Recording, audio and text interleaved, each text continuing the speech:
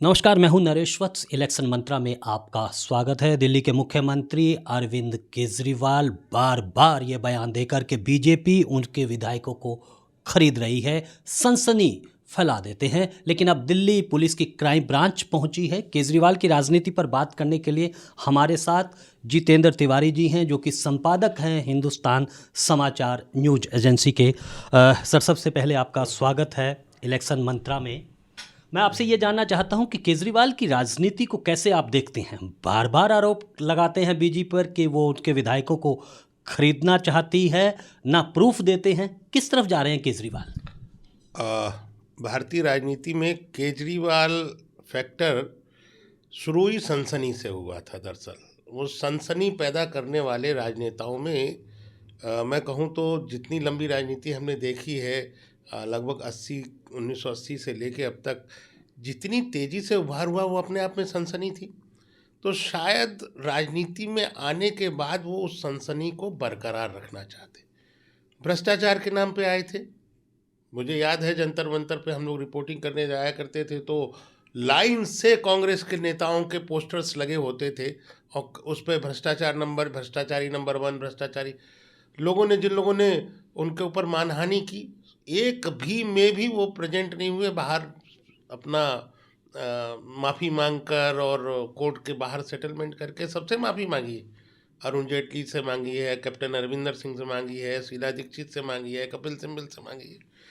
तो उनको शायद ये जो नई जनरेशन में ये जो नया डिजिटल मीडिया आया, सोशल मीडिया आया, उन्हें ऐसा लगा था कि इसमें एक बार सनसनी पैदा करके नाम कमा लेना, और उस सनसनी को, क्योंकि भारत में कोई प्रूफ क्या है ये पूछता नहीं, उनको लगता है आरोप लगा दिया। अब जैसे वो कह सकते हैं कि भाई आपने तो बोफोर्स कांड के चक्कर में राजीव गांधी की सरकार चली गई, कोर्ट में बहुत कुछ सिद्ध नहीं हो पाया, तो शायद वो उससे प्रेरित है। उनको लगता है कि आरोप लगा के और प्रूफ देना कोई ज़रूरी नहीं है। वही काम वो आज भी करते चले आ रहे हैं। क्या देखते हैं, अब केजरीवाल की गिरफ्तारी होगी या, क्योंकि बीजेपी के लिए भी एक दुविधा है, क्योंकि लगातार बीजेपी पर यह आरोप लगते हैं कि ईडी जो है का इस्तेमाल हो रहा है। लेकिन केजरीवाल साहब तो अपने आप को ईमानदार घोषित कर रहे हैं और जिस तरह की चुनौती वो सीधा कानून को देते हैं। सरकारी अफसर भी रहे हैं केजरीवाल।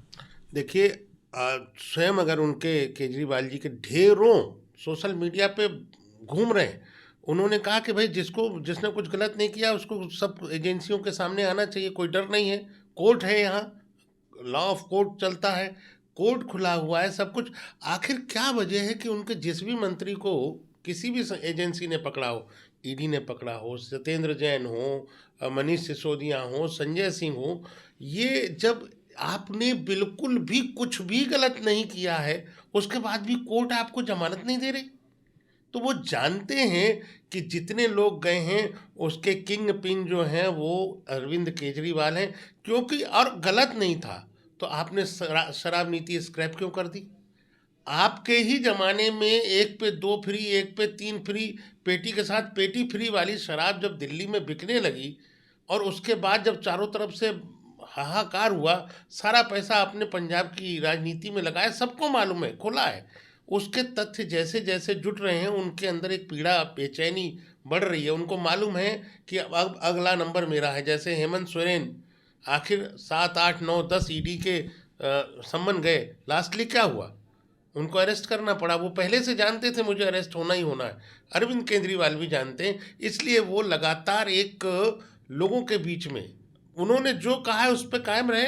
अगर वो गलत नहीं है तो लॉ ऑफ कोर्ट है, उनको बरी करेगी। जी, बिल्कुल सही कहा कि कोर्ट है, कोर्ट पे जा सकते हैं। लेकिन केजरीवाल साहब का एक फार्मूला है कि दिल्ली की जनता को समझाया नहीं जाता, बहकाया जाता है, और शायद बहकाने की राजनीति को ही केजरीवाल आगे बढ़ा रहे हैं। तो आज के लिए बस इतना ही। आप बने रहें इलेक्शन मंत्रा के साथ।